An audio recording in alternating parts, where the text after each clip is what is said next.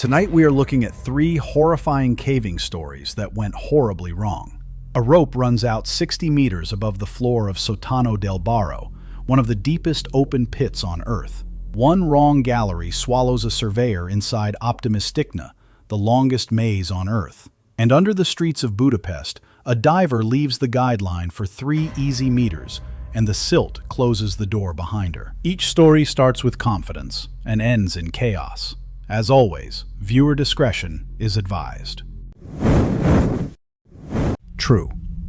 On April 25, 2026, Wade Corbin backed over the rim of Sótano del Barro in Mexico, morning heat shimmering off the jungle, 400 meters of open air under his boots, one of the deepest open-air pits on Earth, a hole so wide that clouds sometimes form inside it. He had 9 hours of daylight, 2 rope bags, and a rehearsed plan. Touch the floor, photograph the macaw colony, be out before the birds came home to roost. Wade was 44 years old, a rope access technician who had logged 300 big wall descents across 2 continents. His crew teased him for one habit. He weighed every rope bag before every job and wrote the length on tape at the mouth. A rope, he said, is a promise, and he liked his promises in writing. That morning the job was simple. First man down, rig the photograph line, count the birds. Here is what you need to understand about El Barro. It is not a cave you walk into. It is a wall you fall down slowly, 410 meters from rim to floor in one open drop. Home to a colony of military macaws that ride the thermals like green sparks. A drop that long runs on 2 ropes joined at a knot, and the arithmetic is absolute. The tape lengths must add past the floor. There is no partial credit on a free-hanging wall. The first 200 meters ran like a training film, the rim shrinking to a ring of sky, macaw calls echoing off the far wall like coins dropped in a well. He rappelled smooth and unhurried, boots kissing rock, the pit breathing its cool updraft past his face. At the knot he locked off, clipped his safety past it, and glanced down to check the second rope's run. The rope below him hung straight and clean and wrong, because the tape at its mouth was not his handwriting. Somewhere above him, in the sunlight, a system had already failed. What he didn't know, resting at the join, the 200-meter bag had ridden to a bridge job in another truck, and that knot would be the last solid promise on the wall. The borrowed rope below it was a 150. He fed rope and watched the end come into view. It hung free in space. 60 meters above the floor, he was stuck. Nobody rigged below. Panic arrived on schedule and found the door already shut.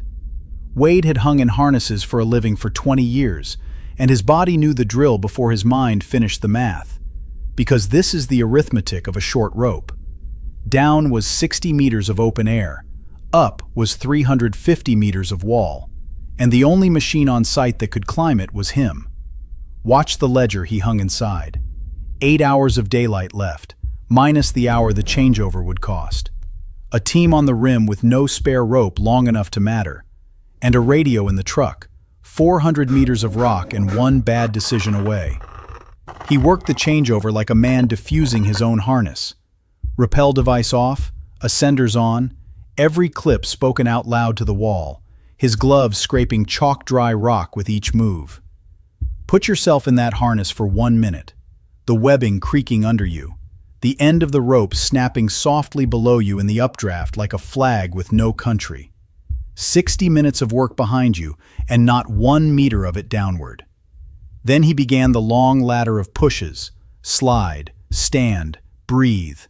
1 meter of rope at a time, the wall clicking and ticking around him as the day's heat crossed the stone. At 100 meters climbed his forearms burned. At 200 the macaws came up to inspect him, whistling past his helmet in green squadrons. At 300 he stopped counting meters and started counting daylight. 2 hours left, and the rim still a rope length of gray wall away. The last 50 meters he climbed on empty arms and arithmetic, the wall going gold, then gray, the birds pouring back into the pit around him in shrieking rivers. 5 hours of climbing were in his shoulders now. 1 hour of light was left in the sky. The math had stopped being about meters and started being about minutes, and both of them knew it. Hans took his harness at the rim in the last usable light, 9 hours after he went over. 5 of them spent climbing a wall he had planned to ride down on a promise written in someone else's handwriting. They pulled him over the edge, and he sat in the grass with his helmet off, while the pit filled with bird noise below, and someone pressed a water bottle into hands that would not fully open for 2 days. He drank half of it and started laughing, quietly, at nothing anyone could see. His legs had not failed him, and his habit had not either. It was the habit that made him look at the tape, and the look that put him in the changeover an hour before the end of the rope could reach up and teach him. He survived on forearms and doctrine, and the club's report ruled the stranding a packing error, and printed one number in bold for every pit team that came after. 40 meters, the difference between the tape on the bag and the rope inside it. The rule that came out of El Barro that season is now painted on the gear room wall. Whoever packs the bag signs the tape, and whoever rides the rope reads it. One of the deepest open-air pits on Earth still fills with clouds on cold mornings, and Wade still weighs every bag. But now the young ones weigh them with him, and nobody calls it a quirk anymore. A rope is a promise, he tells them at the rim. Sign your promises. Read the ones you borrow. 410 meters is a long way to climb an apology. True. On June 6, 2026, Mara Jensen climbed down a ladder in a Ukrainian field and into the cold dark of Optymistychna, the longest gypsum cave on Earth. 267 kilometers of passage knotted under one walkable plateau. She carried 11 hours of light across 3 lamps, a survey notebook, and a spot on a 6-person team mapping a new corner of the labyrinth. Mara was 39 years old, a geologist from Denmark who had logged 4 seasons of survey camps in the great mazes of Europe. Her father had taught her pace counting on the farm, heel to toe, 60 to a rope length, and she still numbered every junction out loud, a habit her teammates called either charming or exhausting. The plan that day was modest: map 1 new loop off junction 40 and be back at the underground camp for soup by 7. Here is what you need to understand about a gypsum maze. It is not one cave. It is 10,000 copies of the same corridor, passages in a grid like city blocks, white crystal walls 2 meters apart, every intersection a photocopy of the last. Surveyors joke that Optymistychna has no far end, only far beginnings. In a maze, the exit is not a place, it is a sequence, and a sequence can be lost in 1 inattentive minute. The trip in ran like clockwork. 40 minutes of numbered junctions, lamps swinging white light down crystal corridors, boots pattering on dry clay. At the new loop, the survey settled into its slow music, tape hissing out, numbers echoing back, Mara sketching walls with cold fingers. An hour in, that is when she went back alone. The clinometer sat forgotten 1 station back, a fetch so trivial nobody looked up from the tape. She found the instrument, turned for the team, and took the right-hand gallery, because the right-hand gallery was the one she remembered. And in a grid of photocopies, memory is the instrument that had just quietly failed her. What she didn't know, walking briskly into the wrong white corridor, the gallery she wanted ran 1 block over, parallel, identical. And that turn would spend the next 9 hours of her life, 60 seconds of inattention, priced in darkness. 5 minutes of corridor stretched into 10 and kept going. No voices, no station. Panic knocked hard. She stopped walking. She stood still in the white grid and made herself say the doctrine out loud, because a maze does not attack you. It simply agrees with every wrong turn. The lost caver who keeps walking is signing the maze's side of the ledger. And this is the trap that kills in a labyrinth. Every corridor looks like almost the right one, so every step forward feels like progress, while the search grid behind you doubles. Watch her ledger in the crystal dark. 10 hours of light left across 3 lamps, burned 1 lamp at a time. A team that would miss her within the hour and search the wrong loop first. And a notebook in her chest pocket holding every junction she had numbered since the ladder. She did what the maze does not expect. She sat down on the clay and drew it. every corridor since the fetch, from memory, with pace counts. 60 paces, junction. 90 paces, dead wall. Put yourself on that clay floor for a moment. 2 hours gone since anyone saw you, the dark pressing at the edge of one small lamp.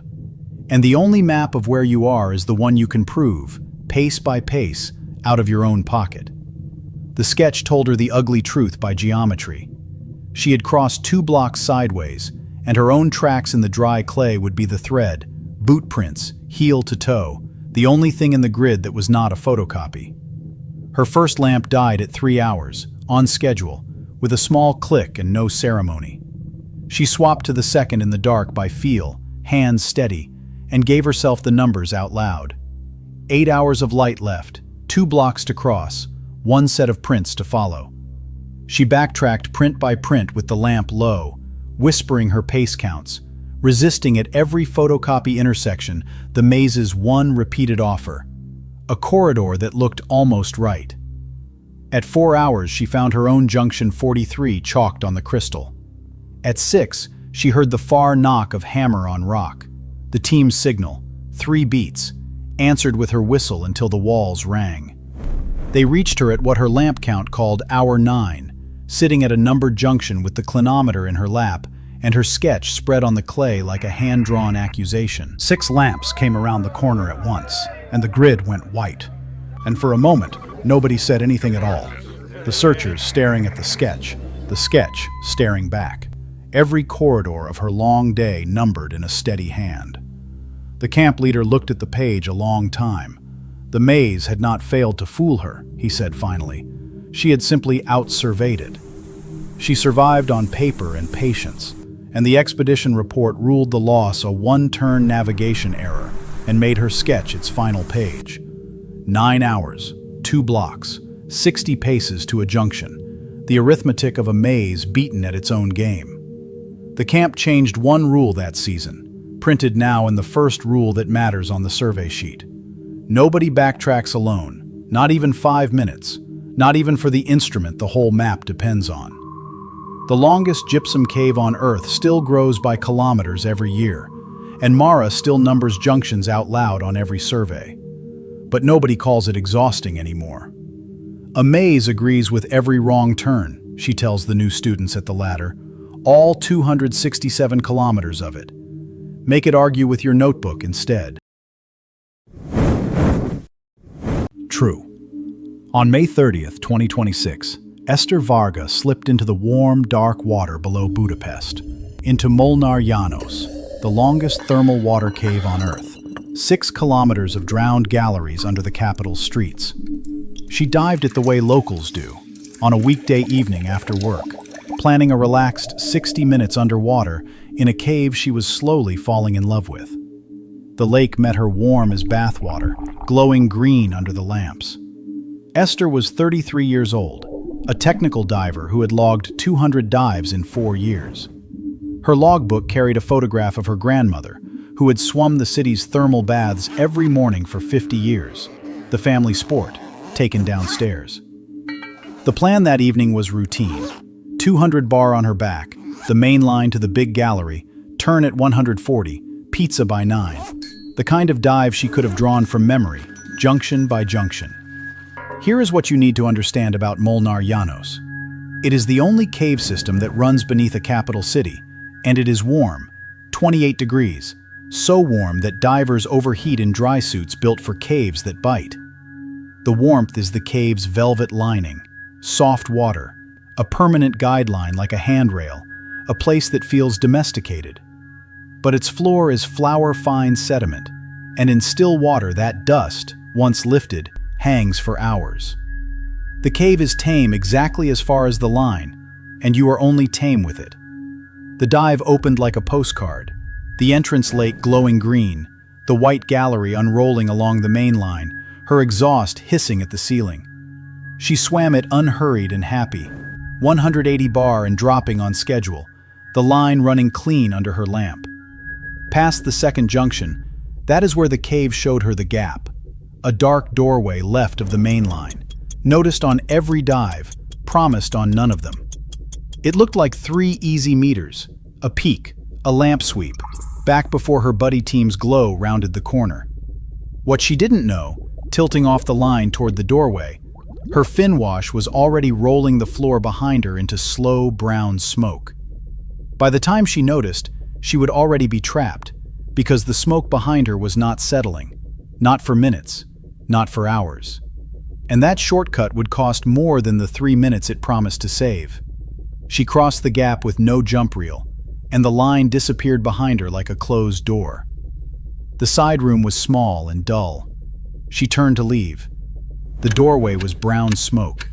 She was trapped. The line was gone. Not trapped by rock, trapped by geometry, because the room had one exit and the silt had erased her pointer to it. A wrong guess in brown water is not a delay, it is a direction. The drill for a lost line is cold and slow. Anchor, sweep, search by system. The drill assumes a reel. The reel assumes you brought it.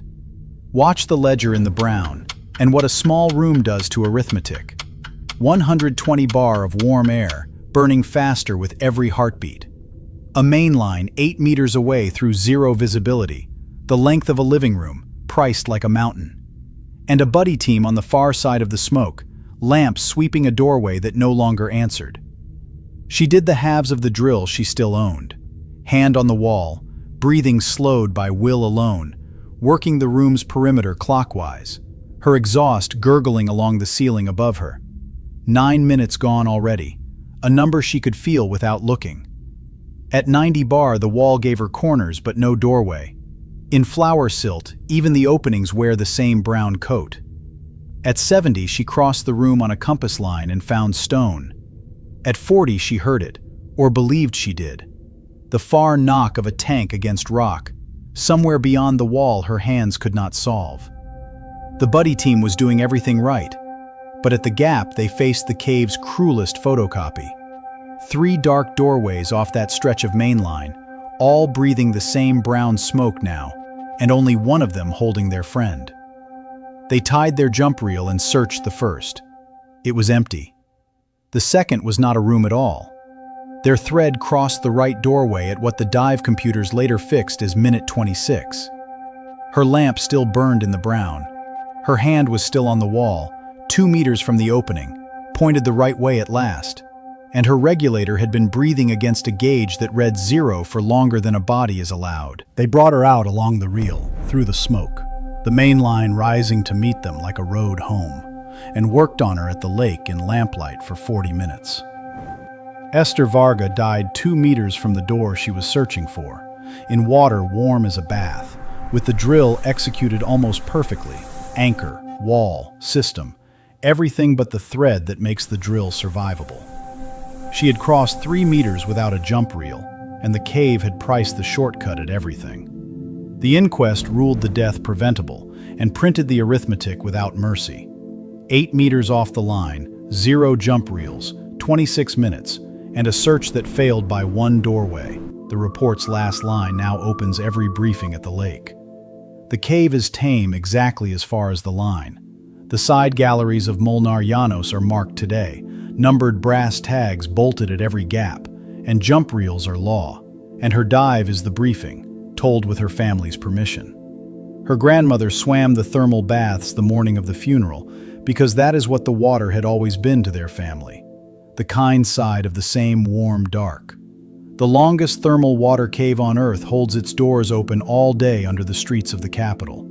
They only close behind the divers who walk through without a thread, and one of them is why every doorway now wears a number.